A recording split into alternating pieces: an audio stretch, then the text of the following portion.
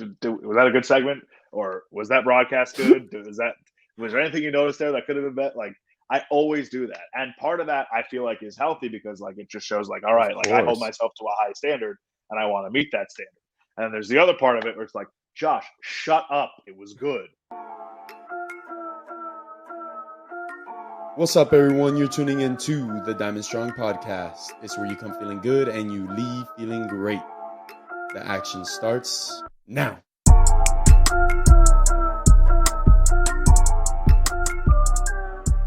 All we really need. We don't even need that much. But, dude, it's crazy because you say that like, a downgrade. But, dude, what you do, you know how to speak so well and understand all the things. Like when Sometimes. you're interviewing, huh? I said sometimes I don't Sometimes. understand. Sometimes you're right, bro. You're right. But for the most part, you know what you're doing. So you're comfortable. You understand what it is to, be natural when you're speaking on camera.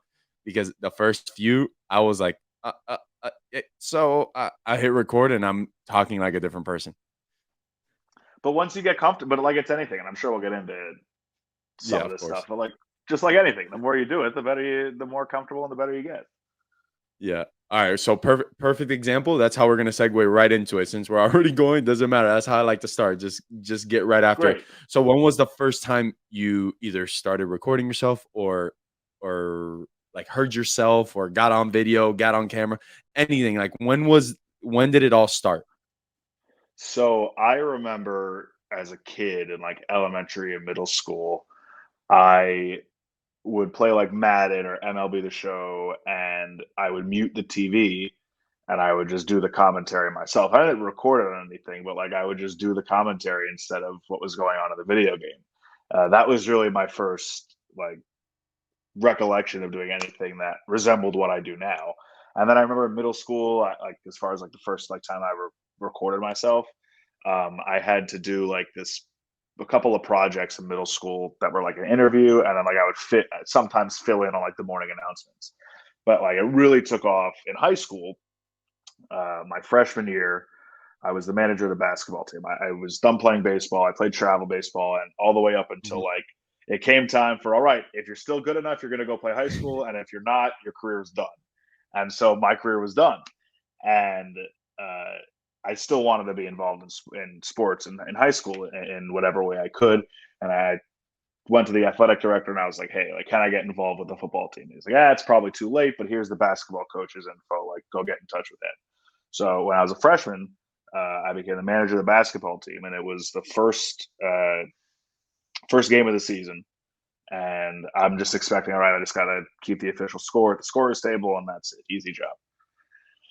So coach comes up to me like right before the game. He's like, "Hey, we need someone to go announce our starting lineups. Go take the microphone from the DJ." And I have no recollection of like what I said or how it sounded. I just remember being really nervous going over into the corner. I probably had no enthusiasm. I just probably said the five names and that was it.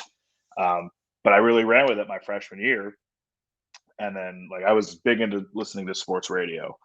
Um, but obviously everybody would go to school and listening to whatever music with their windows down, blasting whatever music. No, I was listening to like sports radio at like 14, 15, 16, really until now, but even back then. And so I wanted to somehow get involved with that. Um, so fast forward to my junior year of high school, I got involved with TV production um, at the school, Cypress Bay TV. And we had a career project. I know I'm doing like the Cliff Notes version of everything going through it, but just bear with me for a Hit me. Hit me. second.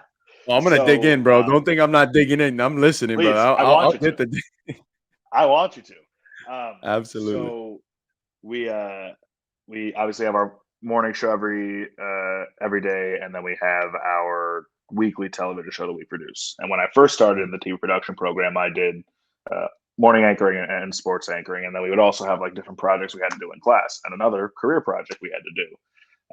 I went into the 790 The Ticket Studios with a camera, uh, asked the producer of the Dan Levitard show, hey, can I come in there and can I film for a school project?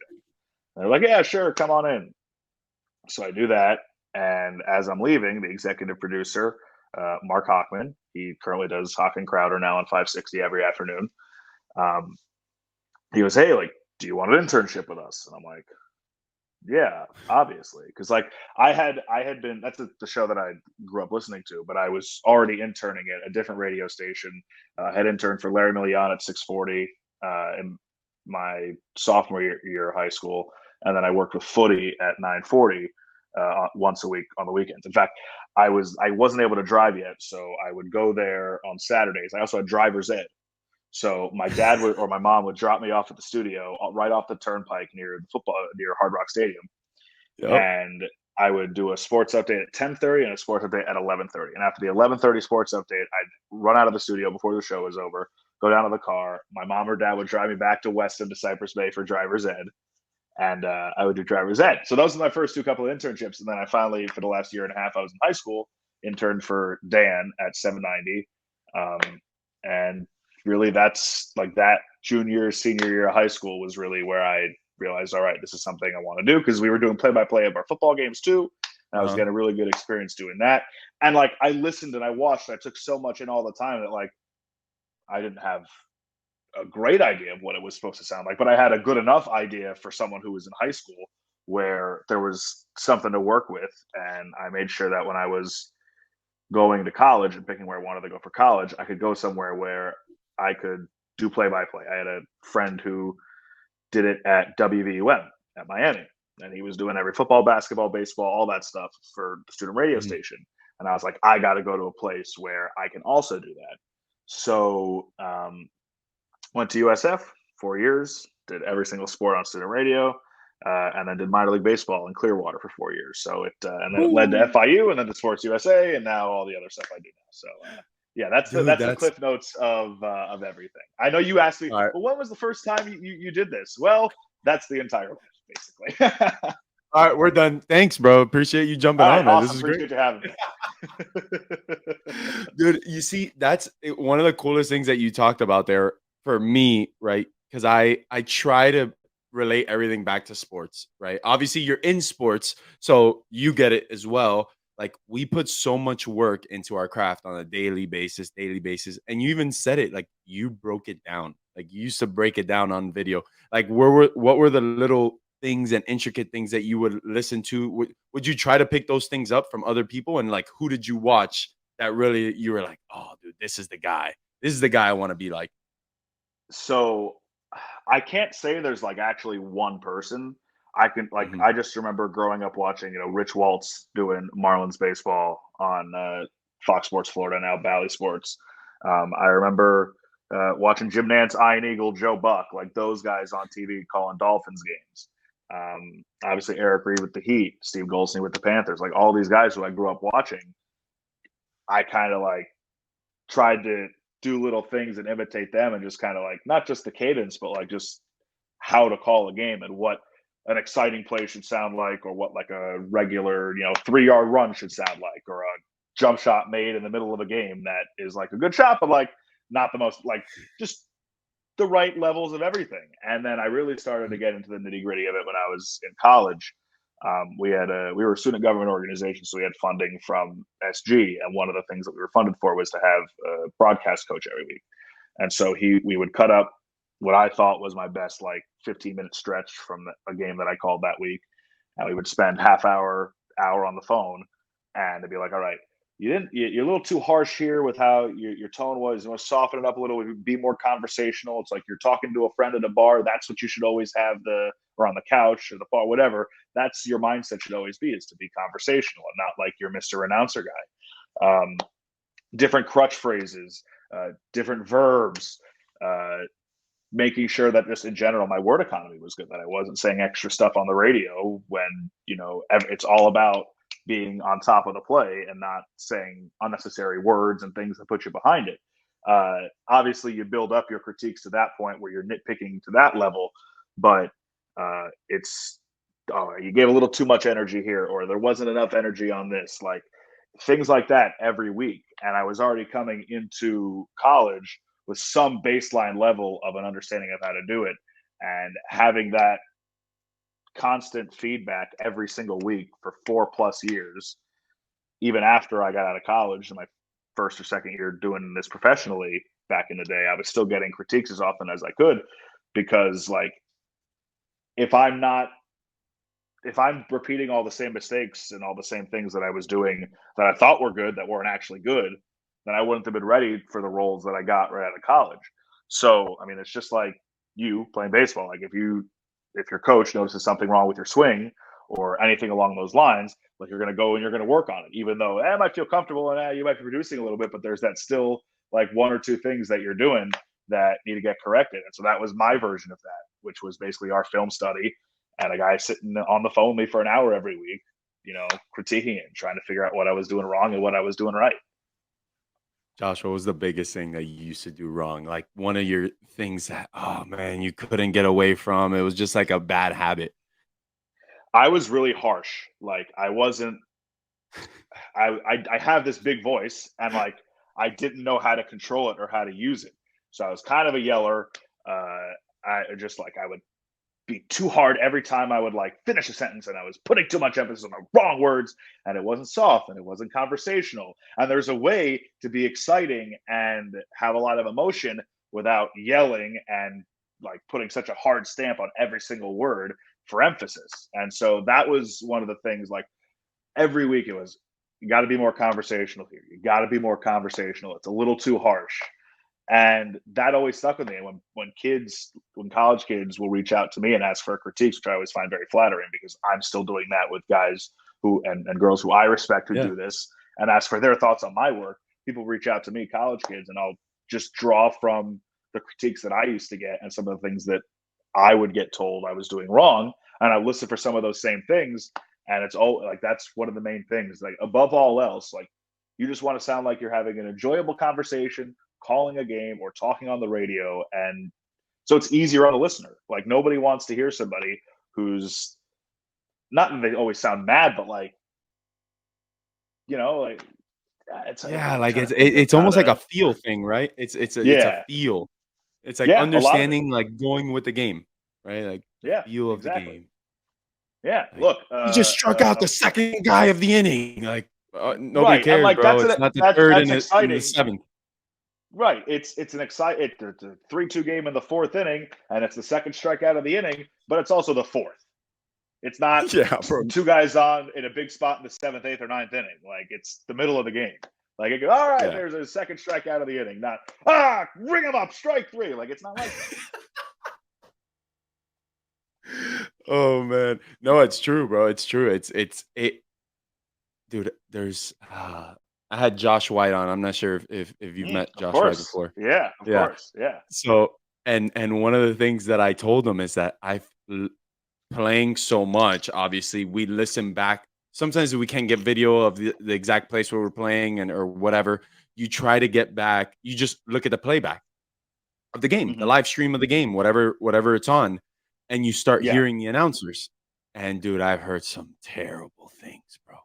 Like they start talking about their experiences and I don't know what, like nothing to do with the game. Did you ever find yourself trying to fill like empty space with like honestly crap?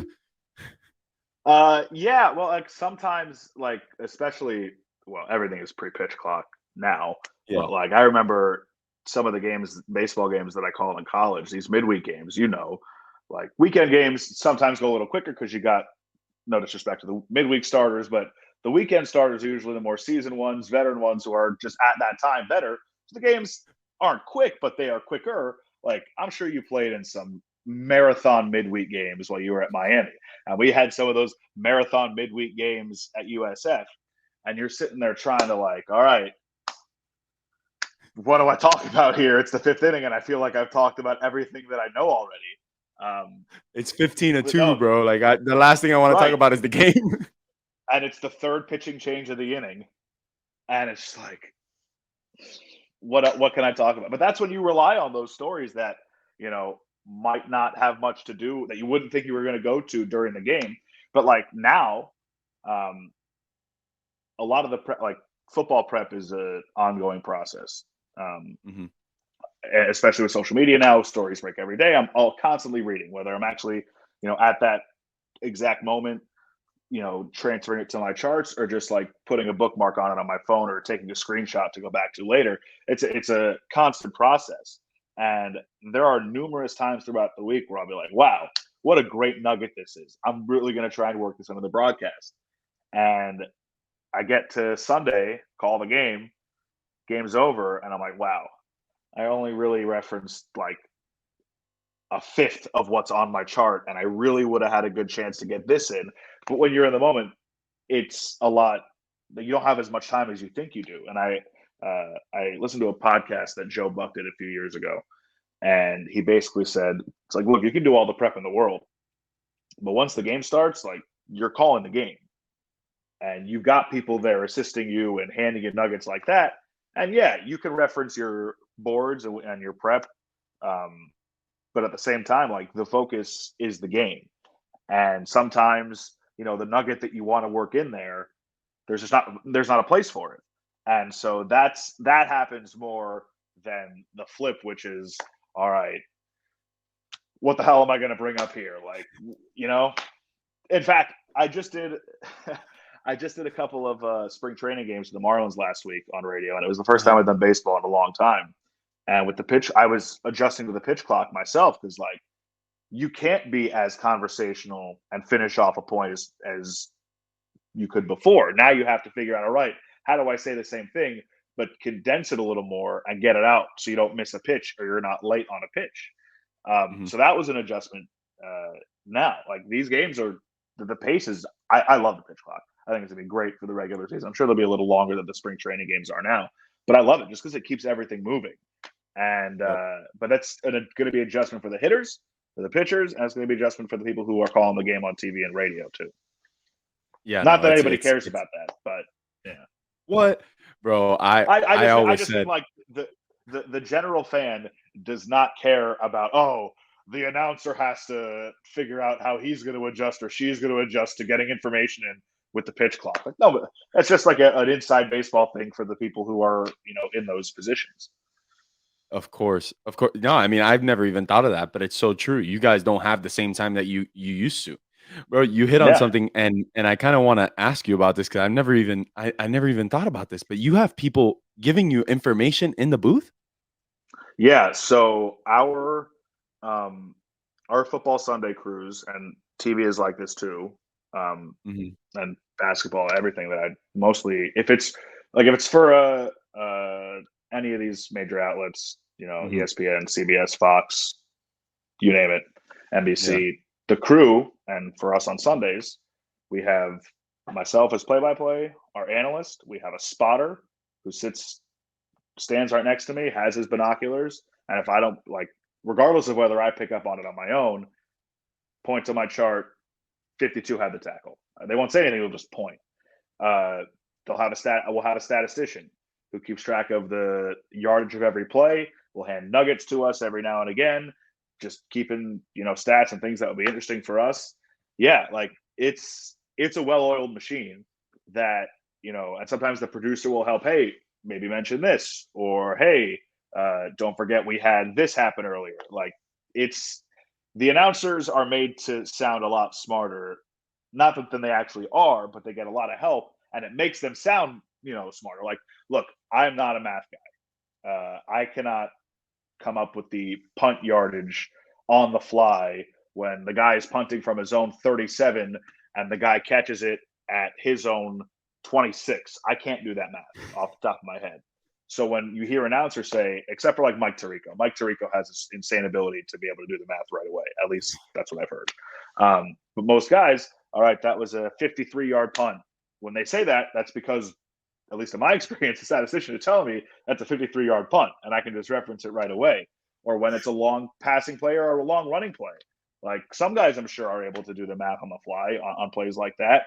But all the way down to the 23, that's a 67-yard run. I'm getting pointed out. There's a sheet numbered 1 to 100, and a guy's pointing at 67 on there. Yeah, it's like that. Like for basketball, same type of thing. They'll have all the notes, or just like scoring runs, or just general trends in the game. Like, yeah, we pay attention to that, and if we obviously come up with it ourselves, we'll say it. But we also get the added assistance from our statistician, who's always with us. And some guys, as they gain a higher profile, they get to, travel their own statisticians with them. For us, we Shoot. work with a lot of the same guys. It's just usually whoever's local to that area where we do a game. Dang. So it gets big league quick, huh?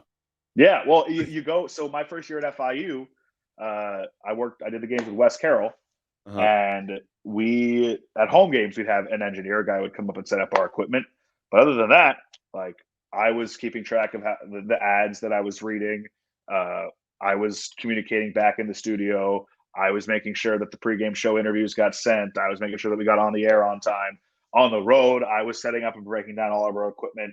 And then I start working with Sports USA, and all I have to worry about is doing my prep for the game and showing up and calling the game. Give or Yee! take a few things here or there. It's a very nice change of pace, but like it's a lot of hard work, and that stuff Yeah. makes the broadcast better. And in the end, that's what we all want. We want a good broadcast.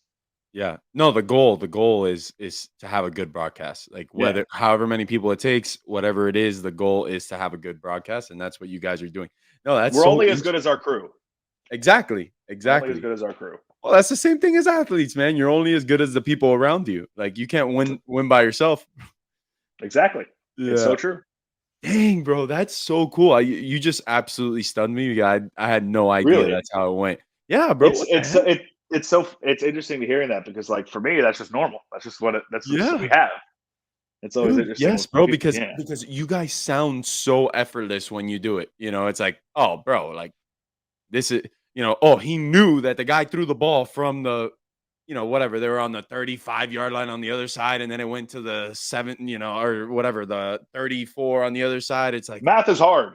I yeah, can't do bro, that. I like, can't call the play and then immediately know, all right, that's that. And some guys can't. And I am yeah. envious of those people. But for me, I am very realistic about my ability to do math on the fly like that. And I'm not good at Yeah, and honestly, basketball is the biggest one that I would always say there has to be a screen or something that's popping up because they just so quickly say from 30 something feet, from whatever feet. it. You do enough basketball till I know, all right, the free throw line is 15 feet. Oh, gotcha, And gotcha, you just gotcha. kind of like go out and extend it like, oh, it's a 17-footer. That's silly. You don't Oh, know how okay. long a 3-point line is. You just kind of guesstimate, all right, that's 3 or 4 steps behind it. Oh, it's a 30-footer, you know?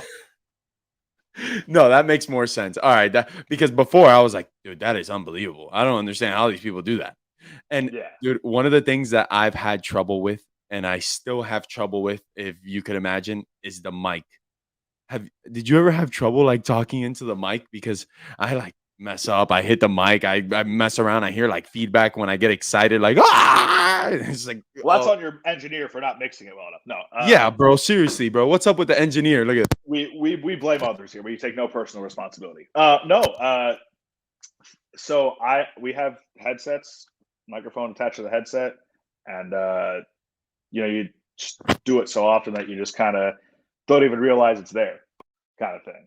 And you just hope that you sound good enough, and your voice isn't overmodulated. Like when you big play, it doesn't sound like it's a bunch of muffled. "Rah!" It just sounds clear and good. Uh, yeah, I mean, right. So I had the opportunity to go out and cover the Stadium Series, the NHL Stadium Series in Mhm. Raleigh back in mid-February. The company that I call football games for also has the rights to the NHL. And so the last second, they asked me to go out there and be their ringside reporter. And part of my job was to do an interview for the pregame show with a player from both teams. We recorded those the Friday before the game on Saturday. And so I talked to Darcy Kemper, the goaltender for the Capitals, and welcome on, say, joined now by Darcy Kemper. Darcy, thanks so much for taking the time. Yada yada yada. At the end, I go, for whatever reason, it was cold, and I guess I just kind of stuttered a bit. I said Darcy Kempner or something like that, or his last name, and I don't think he heard it, but like I definitely did, and you listen back to it, and like you can hear it. So I went back when I was editing it before I sent it back to the studio. I was like, all right, let me just try this, see how it sounds.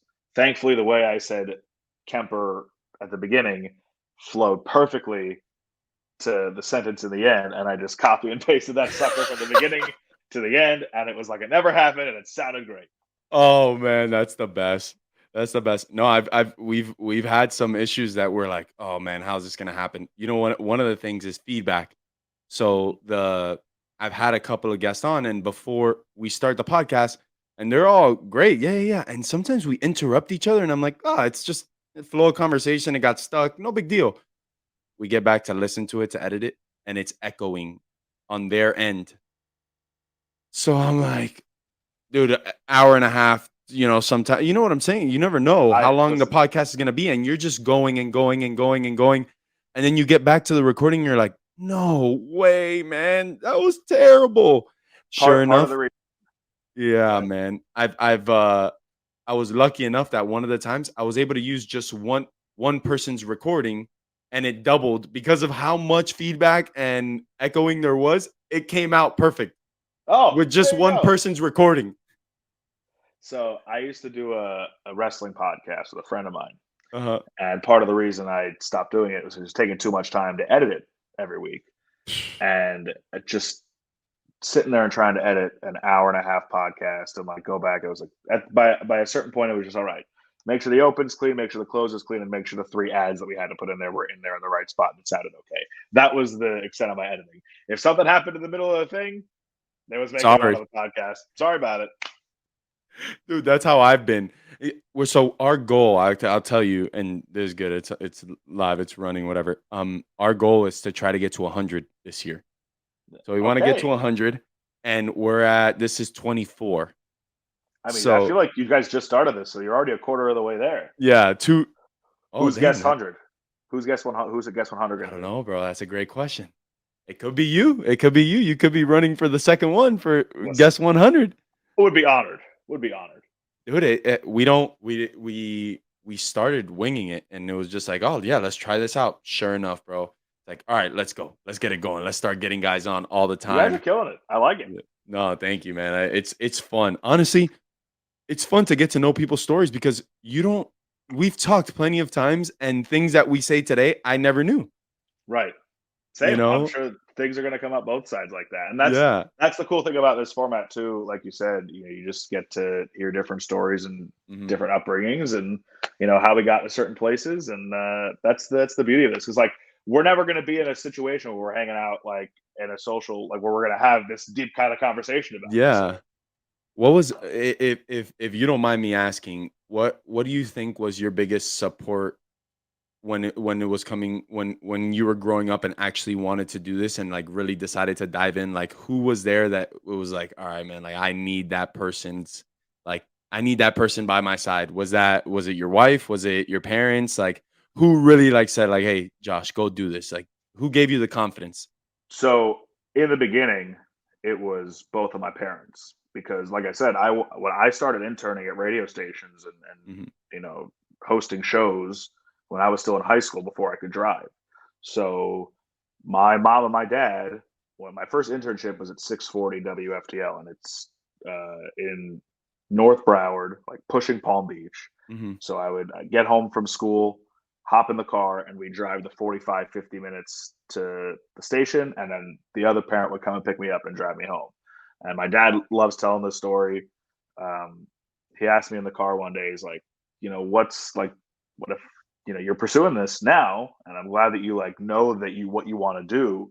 And you're obviously ahead of the curve, like doing things this young, but like, what if, like, have you considered what if it doesn't work out? And I'm like, it's going to work out. I don't really have you know, another thing I want to do. Like, I'm going to do this. And he's like, all right, sounds good to me. And he loves telling that story. And here we are over a decade later. Wow, bro. Yeah. He was like, okay, yeah, it's good enough. That's Yeah. it. That's I all. mean, That's the look, only answer I was looking for. both my parents, like my mom was a teacher and my dad worked every day. Like they would make sure that I got where I needed to go to pursue this. And, obviously more recently now it's my wife, still my parents and my family, and of Mhm. course, and friends, but like my wife is so understanding of what this industry brings and what it entails and how things can kind of change at a dime. And sometimes things are really slow. And I mean, we all go through different kinds of stresses and anxieties in this. And she's someone I've really leaned on throughout all of this. Um, and that support is really important because being alone with your own thoughts is not fun.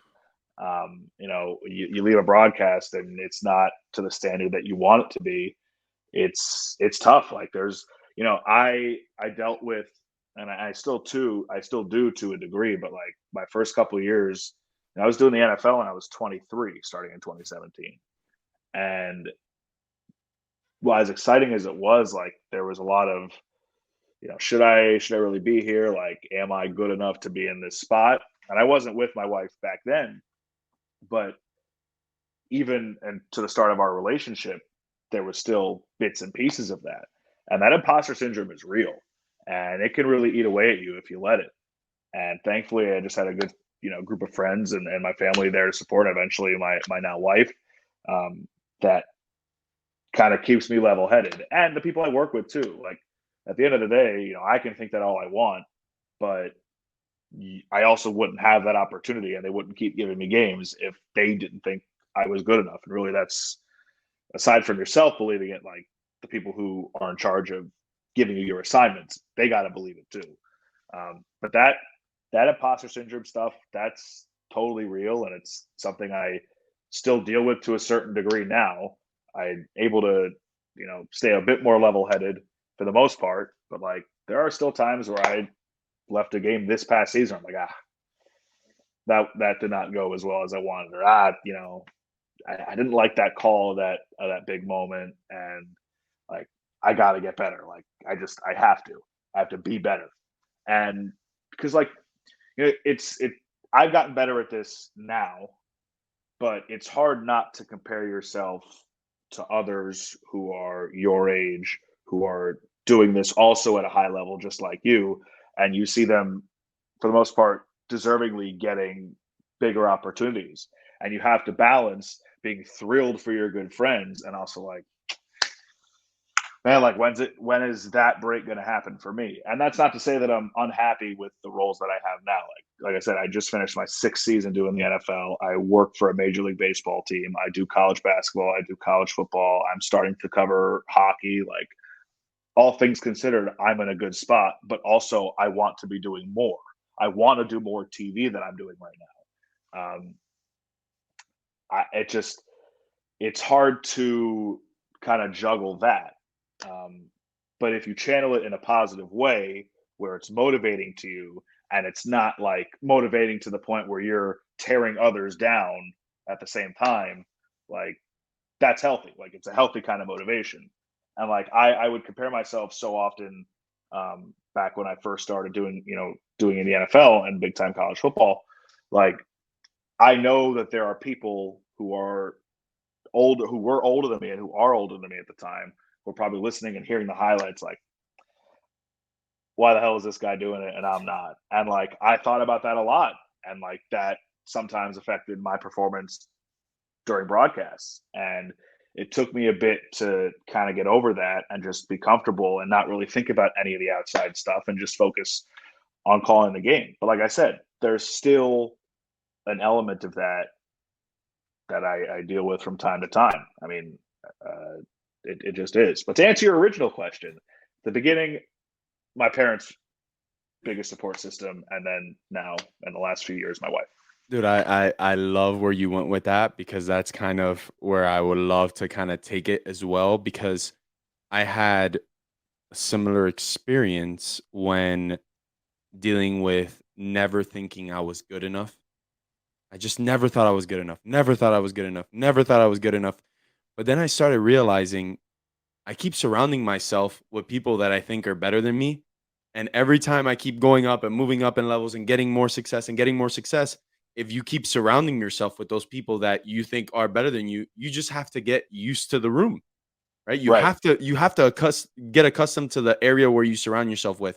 So I guess my question is, how much do you think that mentality actually is what brings you so much success? And like, do successful people have to have that mentality in a sense, right? Either you're very cocky and think you're the best, or you're so terrified of being the worst, but you keep putting yourself in better rooms, you just keep being better. The old cliche is like it's about who you surround yourself with, and you know, healthy competition breeds success always. And it's interesting to hear, you say that because I look at your career in college and then, professionally as someone who in college had a storied career at UM. Like probably one of the more popular players to go through that program. And then you play professionally for however long it was, and how many people can actually say that? And like, I no matter how many times people will say, "No, Willie, like you're good enough," or "Josh, you're good enough," like it's hard to wrap your mind around that and actually believe it yourself until you actually do it. Pause really quick. Someone just knocked on my door. Sorry. Go ahead. Go ahead. How's it going? Both of these or just one? Oh, this one and that one. Oh, God. Thank you very much. Appreciate it. Willie? Who's that cutie pie? That's Wade. What's up, Wade? He's scared of the 2 boxes that I just brought in.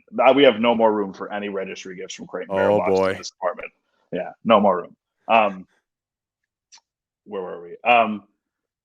Yeah, so like, this is gonna sound like I'm bragging, but like, I won the Jim Nantz Award in 2016 when I was a senior in college. Mm-hmm. Basically, they give it out to the best, a panel of voters votes on who they think is the top collegiate sports broadcaster in the country among those who apply. And I wasn't going to apply for that because I didn't think I was good enough. And somebody was like, "Well, what's the worst that happens?" Like, I remember the conversation vividly. We were at a basketball game that I wasn't calling, and he's like, "Oh, you're going to apply?" I'm like, what's the point? I go to USF. We're not a big broadcasting school. Like, what are the odds that I actually do anything? He's like, "Well, what's this? That's a dumb attitude. Just apply. Like, what's the worst that happens? You don't get picked? Okay, then you're in the same spot that you expected." Turns out I ended up winning it. But even then, like, there's still that doubt because you compare yourself to others who you think are better than you. And again, like, it took me a while to channel that in a positive way. But, no matter how many confirmations or affirmations you get that you belong at that high level, there's still that doubt that creeps in for whatever reason. And it's hard to control it. And I like to think that I'm got a handle on it for the most part, but like I said earlier, like, it creeps up every now and again. Oh man, it's so crazy because I use the fake it till you make it. I really did fake it till I made. What? Oh, you see, this is the thing. This is the thing. I'm the thing I'm talking about. No matter how many times people say it, you still, absolutely I'm that guy. Yeah, no, bro. Like, listen, I had to coach myself on like, all right, Willie, come on, like, act like you got like. My swing would feel terrible. I remember being at and staying up till 4 o'clock in the morning after a Friday night game, going over, and I'm like, I'm playing tomorrow. I have to figure it out. And being exhausted, but I can't figure out my swing. I feel terrible. And getting to the field and saying, I'm gonna look like I got it.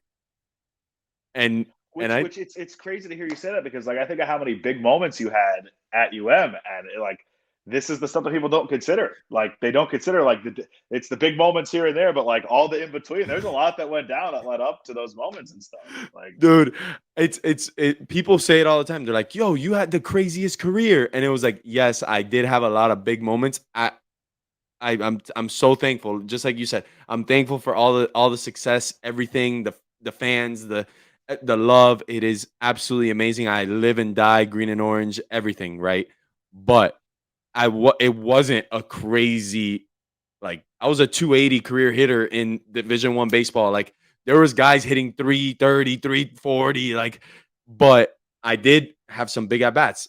Still, it's like there was a lot of outs, bro. There was a lot of offers, dude. Like, a lot of them. Well, I mean, and that's what I respect so much about baseball players, softball players, whatever, and just athletes in general. Like, baseball, softball, like, game's a failure. Like, again, another cliche. Like, you fail. The best ones fail 70% of the time. Like, the approach is, all right, I want to win every game and I want to get on base or get a hit in every at bat. And the reality is that's obviously not going to happen. And even when you have that mindset, you make it out or you strike out or whatever, or the result doesn't go your way. You're like,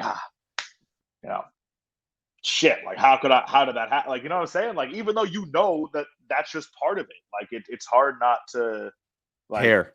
Yeah, it's hard not to. Yeah, for sure. Dude, it's actually that. It's hard How not many to. how many games did you have where you would go like 1 for 4, 1 for 5? That wall would be like a 2 run hit or 2 run whatever. The other three at bats, you had 2 strikeouts. Like, still had two Pissed. strikeouts. Yeah, right. Pissed, man. Pissed. It gets me so upset because it's like a way.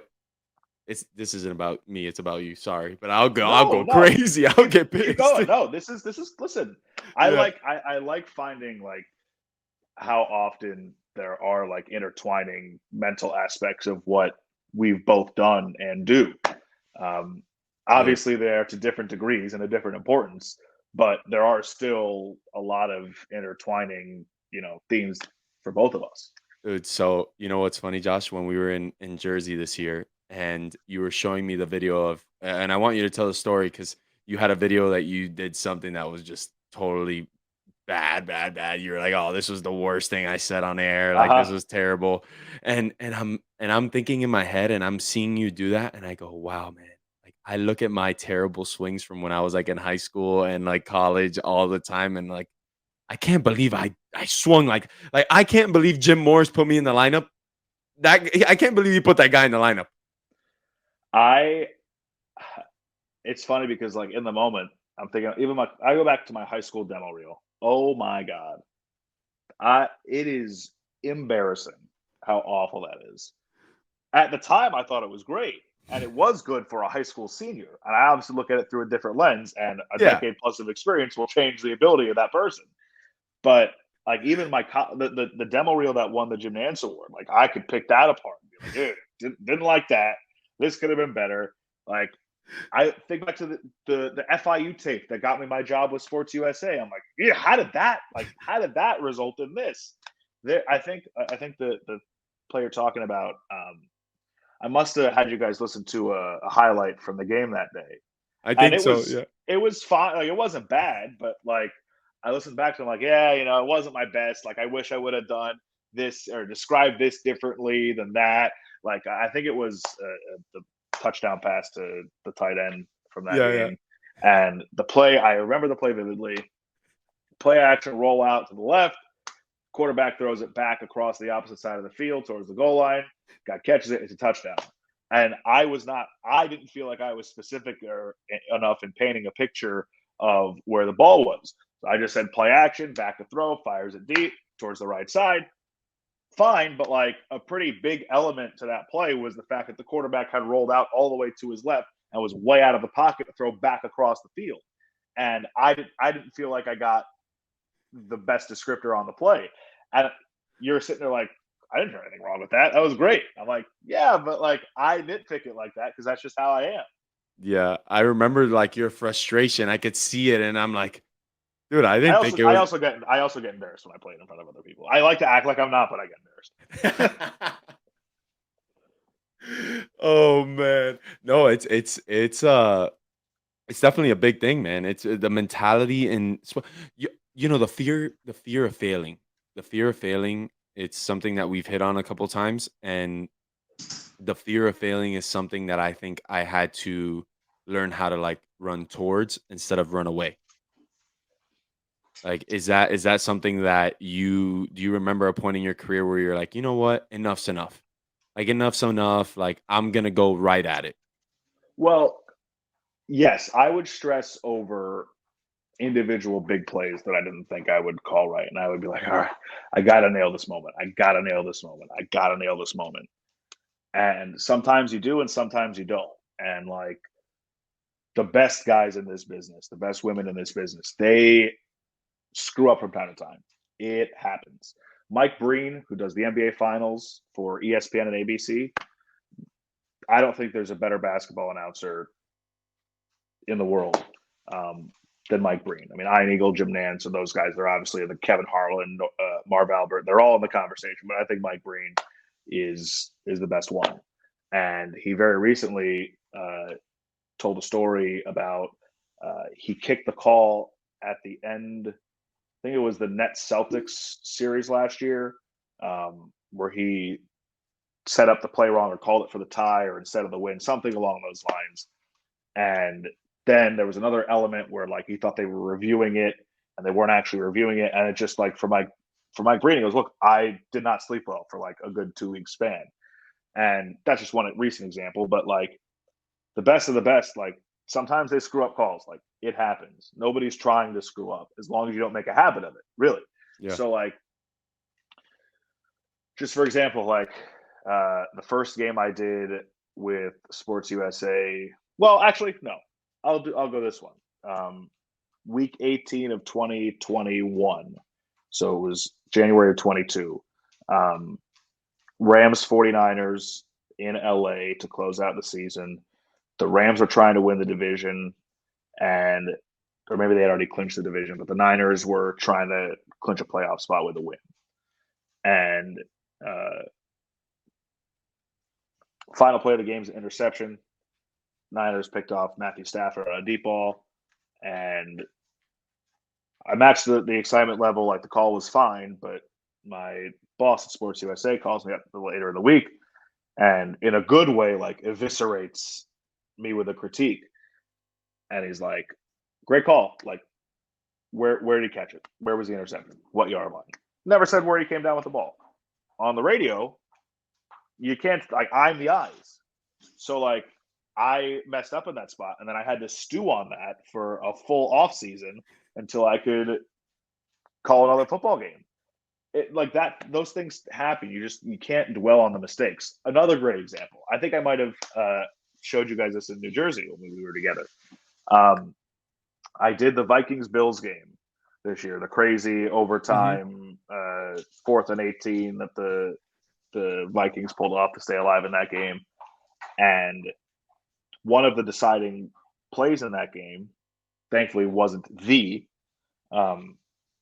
Josh Allen fumbled a snap inside the 1-yard line, and Minnesota recovered for a touchdown to take the lead with like less than 2 minutes left. Like all Buffalo had to do was run out the clock. Allen, after a goal line stand inside the 1-yard line of Buffalo, Josh Allen gets under center. All right, line up for the quarterback sneak. Just get out of the end zone, keep the clock moving. Well, he fumbles the snap, and I'm going, all right, waiting on the signal. Still no signal. And in the middle of that, the referee signals touchdown. Everybody thinks it's a safety. Nobody saw the fumble. And I had one of the worst voice cracks of my entire life on touchdown. It was really, I'll send you the clip and you can splice it in here if you want. It is what it is at this point. And I go, touchdown. And I go, it's a touchdown. Eric Kendricks or Josh Allen fumbled the snap, and Kendricks recovered it in the end zone for a Viking touchdown, and they have the lead. And I stop talking. James White, the analyst, starts talking. I hit the talk back to talk to my producer, and I go, that better not be like the deciding play in this game where my voice cracks that bad. The game wasn't over yet. I had to get over it and call the final minute tying drive that Josh Allen led, and then the entire overtime after that. Like, I had to get over it and flush it out of my mind and move on. Like, I've learned that you can't dwell on the mistakes you make, whether it's at the end of the game, whether it's in the middle of the game. You just got to move on. Even the best guys have those mistakes. Even the best hitters strike out. And, like, it's no sense in, like, beating yourself up over it when you still got more to do. And it's not like I was saying offensive things and like I'm losing my job. No, I kicked the call. It happens. Like this job is hard. It's difficult. Man. That's why not everybody's able to do it. Yeah, when you're at the top, man, that's why you're there. That's why you're there, because you make the mistakes, like you said, a lot less often than somebody else does. Doesn't mean you don't make them. Right. Everybody does. Mm-hmm. Exactly. Best of the best do it. And you just gotta flush it and move on and call the rest of the game. Brother, it's a sport. I stress over that stuff so much. Not as much as I used to, but I still do. Hey, how was the call of that kick return for a touchdown? Was it good? Like, I'm just going to get bogged down in this. I got a critique once from a very high-profile decision maker, for lack of a better way to put it, with a very prominent national radio company that does every sport. And one of the critiques he had for me was, and this was when I was already working for Sports USA, so 2017. Um, he goes, the best announcers that we use, like they put every touchdown in its own context. It's not all right, and he scores, and it's 7-0 with 3:30 to go in the first quarter. Like it's some kind of added context to it. So I did the Bills game in Week 18, their first game after the Damar Hamlin incident. Mm-hmm. And Naeem Hines returned the opening kickoff for a touchdown, and then had another kickoff return later in the game for a touchdown. And my call of the actual play, I thought was great, but where I thought that where I could have done better, listening back to it after the fact, was all right. Like it's a pretty incredible moment. It's more than just and Naeem Hines take the opening kickoff back for a touchdown, 96 yards. Like it's more than just that. And I wish that the line that I eventually got to, which was something to the effect of like, you couldn't script this any better. I wish that I had dropped that in like right after he scored because it would have made the call that much better. I got to it a few seconds later after my analyst spoke, but like it would have been so much better right in that moment. And that was the very first play of the game in a big spot on a play that is going to be the story of the day. That Damar Hamlin's first time back had just come back into the facility, his first time back at a Bills game, their first game back since the incident. Like there was a lot of meaning behind that play. And I think I did a decent job, but could have done better in that respect. But again, like that was something after the fact that I'm going to have to stew on for a full off season before I get to do it again in September. Dude, Josh, it's crazy because you talk about those crazy instances and like sports just brings out so many beautiful moments. Like, how do you feel those emotions in the booth too? Do you feel it in the air? You know how that you know when you're on a field and you see it, you feel it. Do you feel it in the box too in the booth? That day was like an out of body experience.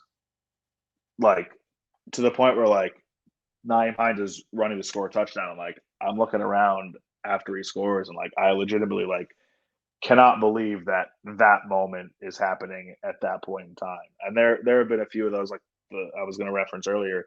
The first regular season game I did for Sports USA was Tennessee and Florida in the Swamp in 2017. The Felipe Franks Hail Mary to beat Tennessee. Like there's nothing that matches moments like that. They're just flat out isn't like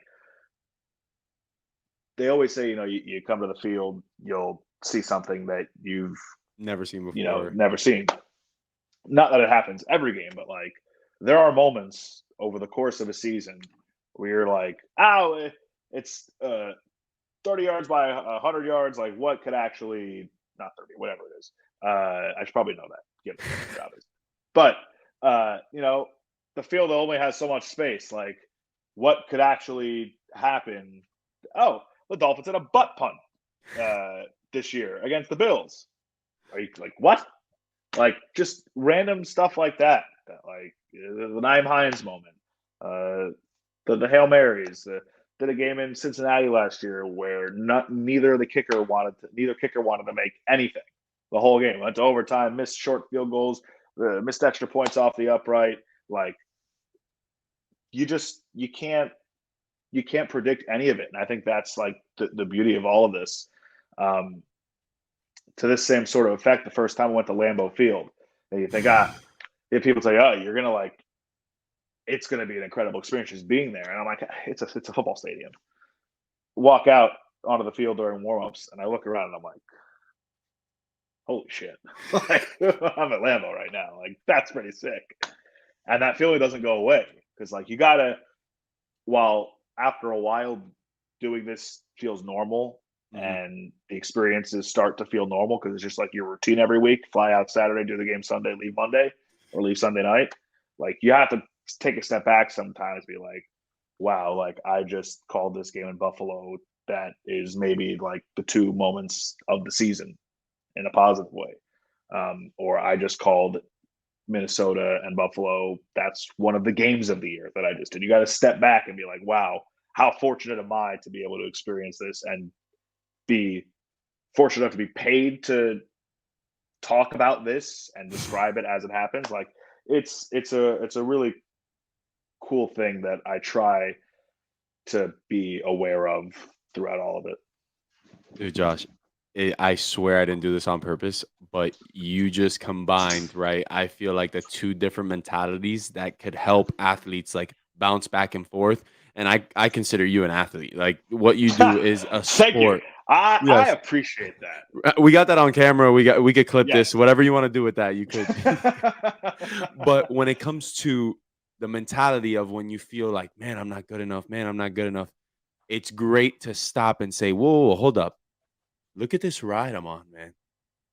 Like, I'm judging myself so hard. I'm sitting in Lambeau Field Yeah. about to call a game here, and I'm criticizing myself. Does It's that ever help you? Like, it's like what I said earlier, where it's like I want to be doing more. I want to do more TV. I want to work more. But at the same time, I also recognize how fortunate I am that I've done 6 seasons of the NFL on national radio.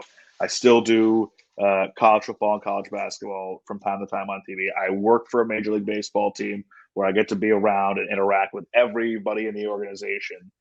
And like, what at the end of the day, like, what do I really have to complain about?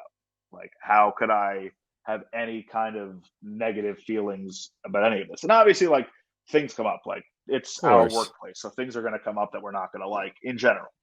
Not saying that I have a lot. I'm just saying things are going to happen where you get frustrated at certain aspects of things. Um, but at the end of the day, like, all things considered, like, what really are those frustrations? What really are you complaining about? That, oh, this thing, like, you talk and work in sports for a living, and not that like it shouldn't be held to a comfortable working standard, but like, what am I complaining about? You know, like, yeah. sometimes you got to catch yourself, and I do sometimes. Um, but I've settled into that middle ground of it's okay to want to do more while also recognizing how great of a spot that you're currently in. I think that's the scary one for me right now. I get scared because people say, "Hey, it's okay, it's okay." I get so scared to ever let that like switch flip and say, "Oh, it's okay where I'm at." Because it's just Well, so natural for me to always want more. it's so close to, like, it's a fine line between that and being complacent with where you're at. It's a very fine line. And for people like us, that's like a scary thing, bro. Like I Yeah. get it. I'll dip my toe in happiness, but like I'll just dip it. I'm okay being mad. And being mad is okay about like things that you want to get better at and like still Right. As long as you staying channel focused. that in a healthy and positive Yeah, way. yeah. You don't have Yeah. to scream at your wife. You don't, yeah, make Right. sure that you disconnect. Do you have like a way that you separate yourself? Do you try to separate yourself in a way? As far as what, like, because you kind of like, it almost sounded like, unplug from social media, unplug from your phone. I'm very bad at that. That is not one of my strong suits. I am attached to this thing like it's like a lifeline. I need to You breathe. look at me, bro. I got both of them. I got two of them, and I'm like, Listen, two phones. This guy. no, it's once for That's how work, you bro. know you. Once for work.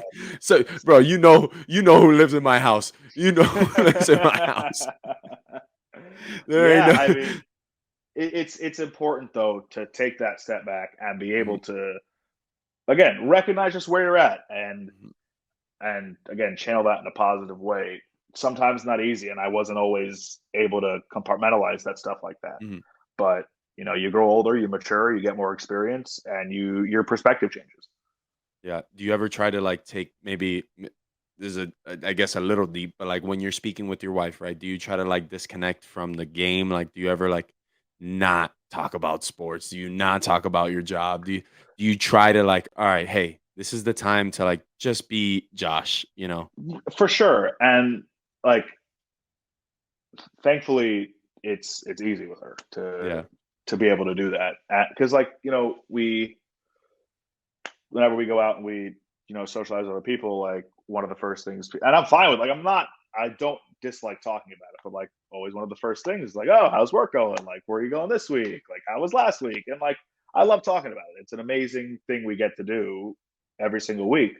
Like, sometimes, like, I want to talk about the Last of Us episode that just came out, or like the Mandalorian's back, like Yeah. or Ant-Man just came. Like I want to talk about like Or a normal funny shit. meme or something, Like whatever. Like I don't want to anything. always be given like the Dolphins should keep Tua or they should move on from Tua. Like I sometimes I just I'm like I feel bad because like you and I both have a lot of close friends who are in this, and like when you merge the friend group, sometimes the one common thing to talk about is that, and Yep. I sometimes feel bad that like I'm just gonna use him as an example. Like Yeah. Mike at the wedding, like people were going up and talk to him about football, the Jets, Well, and you're a free agent. Like I must have apologized 100 times. Like, hey man, like I appreciate you being patient and like talking about it. And I apologize. People walking. It's nah. Thankfully, he's such a good sport about that stuff. yeah, yeah. But like I can imagine how you It's know annoying. for me, yeah, like you sometimes want to not be Josh the announcer or Willie the baseball player Mhm. or Mike the football player. You want to just be you. Just whatever. Yeah, Yeah. nothing. Or nothing, bro. I just want to, Right. it's crazy though. Now that I think about it, right? We talk about perfect example. We're at, for example, if we were all three together in Jersey and talking, we're all there talking for most part of it. We were talking about sports anyways, just because Yeah. we were so like, That's because just how we we are are. so strung tight when it comes to those things. And we're like, Right. ah, and then the Especially when minute it's on. yeah, yeah. And the minute we stop, it's like, all right, bro, that's the last thing we want to talk about. Like, that's it. It's Yeah. over. It's like, oh man, look at these kids. They're messing Right. around, doing whatever, Exactly. nothing to do with sports. But Right. And like people don't get that. I try to be cognizant too of like, yeah, I want to talk about it with you also, but I know that any other person like for is always going to also want to talk about it with you. And so like it's another one of those fine Fine lines you lines. got to walk where like you're not overdoing it, and Yeah. again for just again as an example, Mike, like he's a great sport about that stuff, and Oh yeah. if he doesn't want to talk about it, he'll tell us. Yeah. And don't get me wrong, bro. He's also addicted to sports, bro. Like Yeah, of he's course, also a of sick, course, sick of addict. course. I just mean like in the sense of Of about course. himself, Yeah, yeah. right? Well, that's the thing, right? Like, I think people think that we sit around and just talk about ourselves all day. No, Like, we'll talk. Like, I'll talk about you. You'll talk about me. Like, I'll talk about Mike. Like, I'll talk about Mike to anybody all the time. Whatever, no right, problem. for sure. But Mike doesn't talk about Mike. No, unless Like, unless it's like already part of the conversation. Like yeah, he's not exactly. started like he's not volunteering it in the middle of it. Like Yeah. for sure. Like, usually, it's funny because, dude, this look what we're doing right now. Obviously, I'm asking you to talk about yourself, right? Like this is the point of this situation. But this is not how we talk on a regular basis. I'm not asking No, you to tell me, hey, tell me everything about what you do. no, But then it's again, you. go ahead. I was gonna say it's just like the different mental aspects of it, and just like all the stuff that goes into it that people like don't. It's more than just the surface level stuff. Yeah. Yeah, yeah, yeah. No, it's so cool, man, because I appreciate you doing this because a lot of people I I want to help somebody. I want to help anybody. It doesn't matter if one of these things that we put out, a clip, a podcast, anything helps another kid continue to drive and reach their goal, whatever it may be. Right? Like that's kind of the message that I want to send out is like, hey, whatever you want to do, it's possible because I know many people that have done it. And not only as an athlete.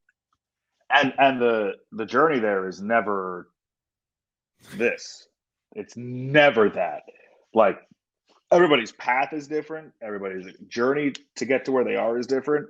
And a lot of the self doubt, imposter syndrome, all that stuff we talk about, that's all part of it. And I I think that like when I would talk this stuff out with other friends who do what I do, the fact that they also have similar experiences, as cliche as it sounds, like that really does help me mentally, knowing that all right, like okay, good. I'm not the only one that psychoanalyzes every little thing in relation to this job. Like it's not just me. Like other people have the same experiences that you can relate to, and it's not just in broadcasting. It's not just in baseball. It's not just in football. It's like with everything. Like it's just life, and people that again, like we talked about earlier. That's the cool thing about this is like there are so many different things that intersect and cross over that you know, it's just because if you're listening to this, you don't play baseball or a sport, or you're not a on air talent or broadcaster, doesn't mean that some of the stuff mentally that we're talking about isn't applicable to you. Yeah, absolutely. How many, one, I'm sorry, can I ask you one more thing? I just Ask want to talk. Willie, ask Perfect. whatever you want. Perfect.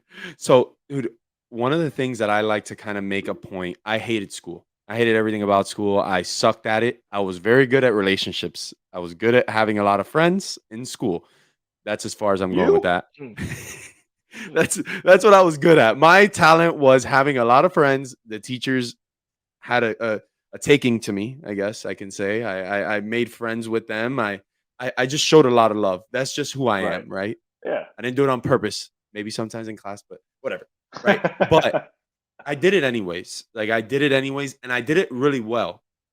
Whether I had help or not, I asked for all the help I can get. To be completely honest with you, always, right? Right. But it was something that I didn't want to do.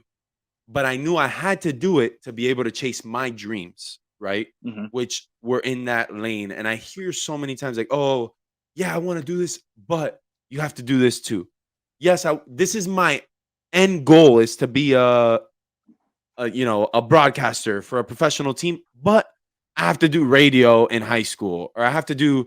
Was there anything? And I'm not saying that is what it was, but how many things were there that like maybe you didn't want to do? Maybe it was editing. Maybe there was a lot of things that maybe like, man, this isn't the fun part of it. This is not what I absolutely love. But you still had to put in that work in other angles and other places that made you be successful at what you really wanted to do? Was there many times that you had to like overcome like the, oh man, I can't believe I have to do this, or this sucks, but it's kind of part of the game? So I openly admit that I did not have very much of a social life in college. Like, yeah, I just didn't, because I was doing all three baseball games on a weekend. And if baseball was on the road, I was doing a softball doubleheader on Saturday and the game on Sunday, or I was doing a women's soccer game in the fall on a Sunday morning after a Saturday night football game. Or I'm not going to go out on a Saturday night after a game and have to go be at the field at 8 a.m. I'm just not built. Some people are built like that. I'm not built like that. To go and do a broadcast uh, of a men's or women's soccer game on a Sunday morning before football starts. Like, I sacrificed so much. Like, I've missed two really close friends' weddings the last couple of years because I had Marlins games that I couldn't miss. Um, I the summers that I called games to the Threshers in Clearwater, I stayed up in Tampa during the summer. Like, I missed out on a lot of stuff back at home. Like, there's just a lot of life experiences and social things that I missed in order to call games, knowing that it would be worth it now, because I would not have been the quote unquote finished product. I'm not a finished product, but at the time, a quote unquote finished product ready to be a professional and get better professionally, if I didn't do the hundreds of games that I did in college, sacrificing all the other stuff. And it came at the expense of my grades too. Like, I did not graduate with a good GPA. It was right around 3.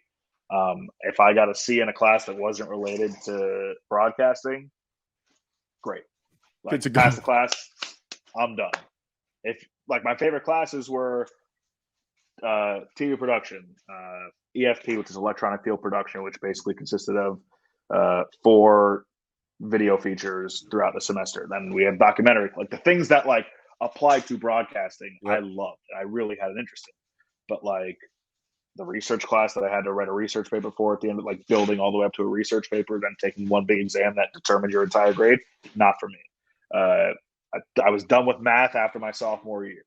Like, any of the stuff that wasn't applying to the mate, like, I just made sure I did enough to get by. And I focused on all the broadcasting stuff that I did with the student radio, and then, whichever class pertained to that. I have no regrets about how I approached my life socially back then. It's worth it now, without question. It's worth it now, without question. I don't know if that answers your question, but You hit it on the head. like, You hit it on the head because so many times it's funny because I guess I was speaking a little bit more about like school in my case, but in your case it was sacrificing something different.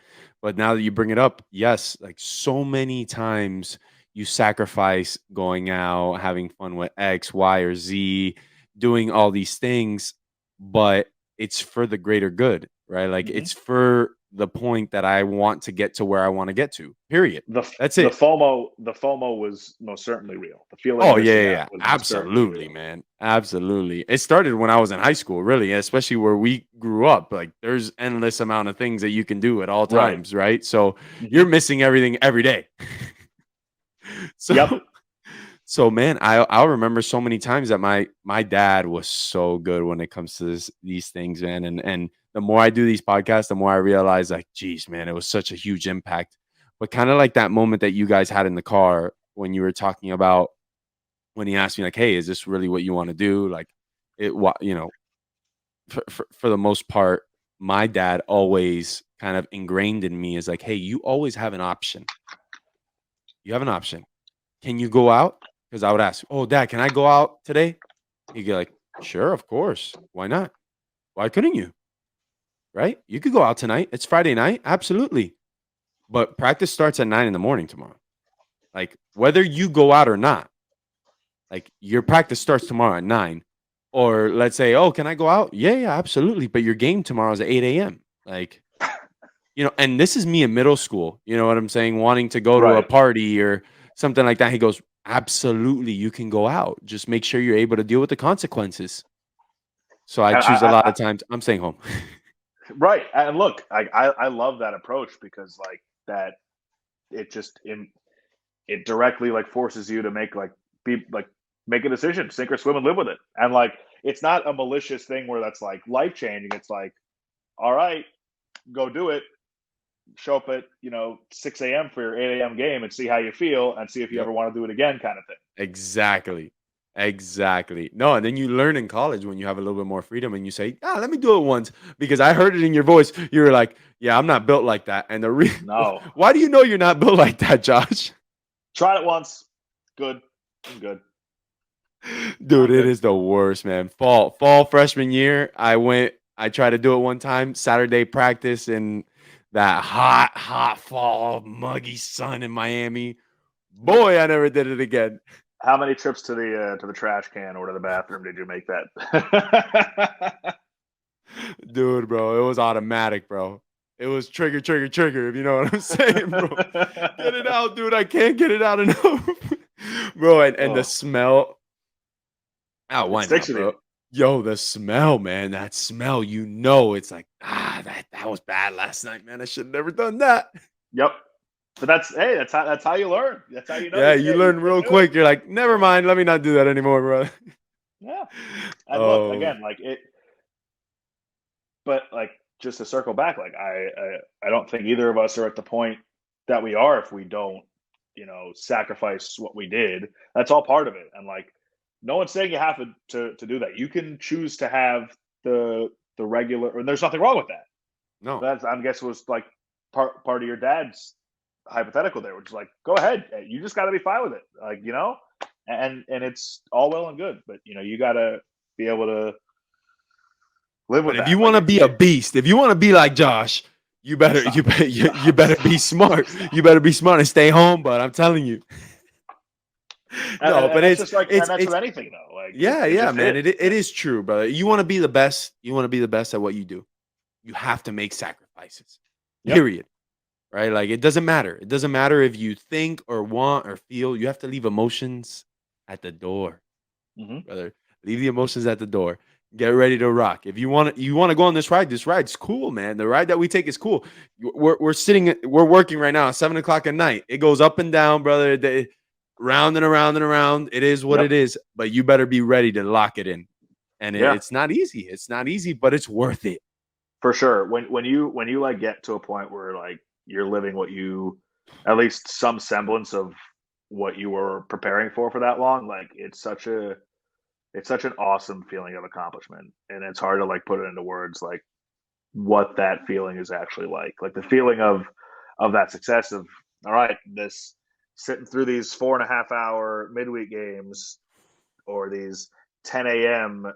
high A Wednesday morning Kids Day Oh in no. July. No, In no, July, when no, it's no. 98 degrees and humidity, and there's a bunch of screaming kids on a fly ball that goes 10 feet into the outfield, and you're at the ballpark at 8 a.m. after you finished a 3.5 hour game the night before, like thinking back at setting up your own equipment on the road, like when you're just out of college or even in college, like all that stuff leading to now where you can just solely focus on doing what you always wanted to do. Like that's such a cool feeling.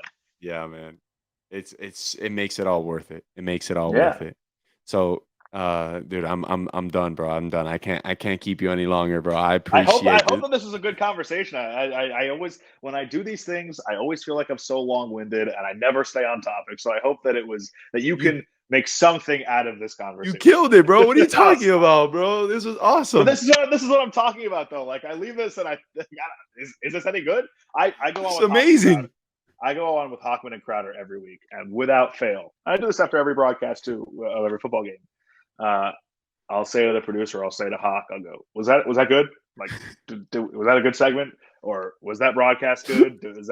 Was there anything you noticed there that could have been better? Like, I always do that, and part of that I feel like is healthy because like it just shows like, all Of right, like I hold course. myself to a high standard, and I want to meet that standard. And then there's the other part of it where it's like, Josh, shut up, it was good. So Yeah. that's kind of where I'm at. Yeah, shut up, bro. You're a stud, dude. That's it. Enough's enough. No. But on the on the other hand, how did I do, bro? Because I want to know because I want to get better, bro. Look, I want to get better. I think these podcasts are always best when they're in this format of just having a conversation. Like you said earlier, well, like you're asking me these questions. I brought you on to ask you questions or something to that effect. And I'm like, no, what's good is that like we're able to bounce off each other and have a good conversation for over an hour about just our experiences. Like I don't these shouldn't be question answer question answer question answer. It should just be one long conversation between a couple of Yeah. buddies. Yeah. I didn't write one question down, by the way. Good. That's how, my approach to things like this is like have a general idea Of of what you course. want to talk about. It's like what I said earlier with Joe Buck. Like you can go in with a plan, and you can do all this prep, and you can go in with a plan, and the game starts, and you just react to whatever happens in the game. You can't plan for that. Yeah. So once we get going on the podcast, and one of us says something that you just maybe didn't think of, then here we Yeah. go. Here we are. No, that's how I do. I try to do obviously I do my background research. I listen to some things. I go on What kind of Instagram. background research did you do on me? Instagram, Huh? bro. What are you talking about? Tag post your feed, and that's it. And then I do LinkedIn. LinkedIn, I got LinkedIn pulled up just in case I gotta, you know what I'm saying? But that's about it, bro. That's why I got the LinkedIn request from There above you the go. start. There you go. So I always do those little things just to because I like to I am so interested in learning these stories. So I love to like let me see. I'm in sales, bro. So I love this is how what I do Right, for when I'm getting on calls with clients. So I'm like, wait, I could just do this with my friends. I can find out right, things I don't know exactly. about them, you Right, know? and I'm sure there are things that you can take from the podcast that you do, as you just said, like into your sales job when you Of cold call course. somebody, because Yeah. like all that is another conversation with somebody. Like you're doing the same thing here, and like those skills translate. They do. Yeah. Like I know broadcasters who took like improv classes or waited tables or things like that because some of those skills translate to being on air. Just the It is true. interactions that you have with people. Dude, Josh, thank you so much, bro. This is Of great. course, This is anytime. amazing. I would be glad to do this anytime you want. Oh man. You know what we gotta do? I'm gonna bum rush Mike one day. So we're gonna do Mike, but I'm gonna send you the invite and you just pop on and we're just And gonna pound them. I told him we were doing this, and he said, "Best of luck. I believe in you guys. Change the world." I'm What an sure he meant that idiot. sincerely. Yeah, he's such a great friend, man. I love him so much. Such a He's great person. Yeah, so whoever supportive. everybody from Jersey, watch this. Yeah, he's a great guy. He is He's a a great guy. great guy. No, I'm gonna get him though. I haven't done it. He promised me, and I'm saying this on air because I can. He promised me when he signs, I'm the first interview. Love that. He told me I'd get to break the news, so we'll see if either of those things Oh, happen that'd be again. sick, bro. If you break the news and I get the interview. The thing is, like, I don't like being the newsbreaker guy.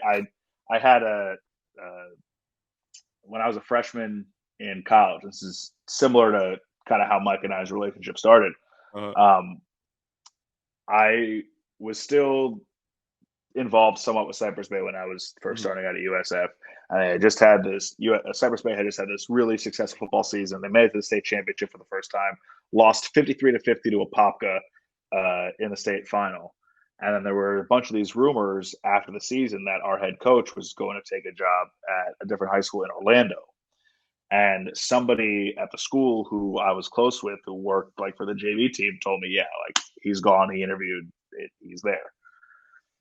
So I tweeted, all right, source, Mark Wandolo leaving Cypress Bay to go to Edgewater. And when that turned out to be wrong, it was not a good feeling. And now, like, if I hear something, I might say it to a friend, and I've been wrong in that. Mike has plenty of those stories where I've said something and been wrong. He doesn't ever talk about the ones where I was right, but the ones where I was wrong, he doesn't forget. Oh man, And dude. so I've tried to stay away from the news breaking aspect of this because like I like to stay in my lane and not infringe on any others. But for this one, We're letting that one rip, bro. You yeah, know what it is? I love Pat McAfee's show, bro. Have you watched Pat McAfee's show? I think that Pat, it he is such a great example of just like being yourself and being successful at being yourself. Yes, I man. have I have an unlimited amount of respect for what he does every day, and it is not. Let me tell you, it is not easy, especially his travel schedule, like all the different things that he's got a toe dipped into and what he's built with his guys. That's one of the coolest things too, is that he's built that with all of his friends. And Yeah. I think that's really cool. I love Pat McAfee. He's No, great. he's an animal, bro. But he breaks news too on his show and stuff like Yeah. that, which Well, is so funny. because he's the only guy that Aaron Rodgers talks to. He's got Rappaport on every week, but like every time Aaron Rodgers is in the news, it's something he said on the Pat McAfee show. Because Every he single time. only interviews with Pat McAfee. Yep. Yep. Does he have a weekly Every segment? Doesn't he? Does yep. like? Yep. Yep. Oh man, I gotta get a And like baseball one started like that. That'd be cool. occasionally he'll do other interviews, but for the most part, it's only Pat. Are they just boys? Is that what it is? Or So yes, and I think so. I'm pretty sure AJ Hawk, who's one of Pat's co-hosts, played with Aaron in Green Bay. I think that's the major yeah. connection there. Nice, bro. I like Yeah. that. I wish I don't know. Is baseball too boring to do something like that? I feel like it'd be kind of fun to just like talk crap online about baseball. I mean, hey, listen, you Worth a need it. shot, bro. Worth a Yeah, shot. Maybe like yeah. highlights, dude. Because you can't break down like full games of baseball, bro. That'd be No, terrible. no, you do like a once a week, the Yeah, I week think that that'd be sick. was type of thing. Yeah, and you got you plenty of connects through your years. You could get some pretty good guests on, I bet.